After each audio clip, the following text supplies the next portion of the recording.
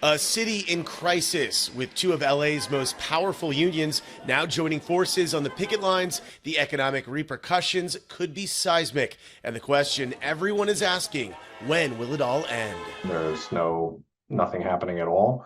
And it's not at all clear when they will resume. Gene Maddouse is a reporter with Variety. He says history may offer some insight into how these strikes will play out, but predicting when they will end is anyone's guess. The last time the actors went on strike on this contract, it was 94 days. That was in 1980.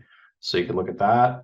They went on. Everybody knows they went on strike, the writers and actors, at the same time in 1960. But in 1960, the actors were only on strike for 4 or 5 weeks.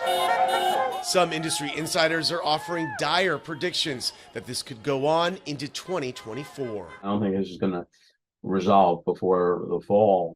And I do have this dread that it may take the Oscars to drive a solution the way it did the last writer's strike 15 years ago. The difference being that at that point, the strike was only, ended when it was 100 days old, not 180 or 200 if it dragged on to the Oscars. I just hope that I'm wrong. Former studio executive Barry Diller was on Face the Nation. He says both sides are facing a critical milestone in resolving the standoff, and he worries about a lack of urgency.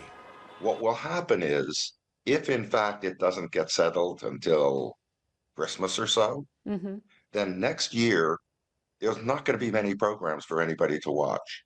So you're going to see subscriptions get pulled, which is going to reduce the revenue of all these movie companies, television companies. On Monday, Variety reported SAG-AFTRA held a Zoom meeting for more than 700 of its members and other industry insiders. A memo was shared with talking points about the strike. Among them, without a transformative change in SAG-AFTRA's current contract with the AMPTP, the acting profession will no longer be an option for future generations of performers, and actors already working in the industry will need to pursue other careers in order to survive. Among the major sticking points, AI and the battle over residuals in streaming content.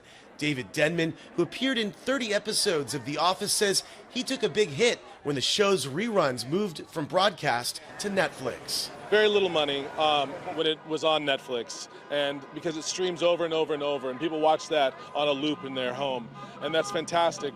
But they don't share that profit with the actors who are on the show.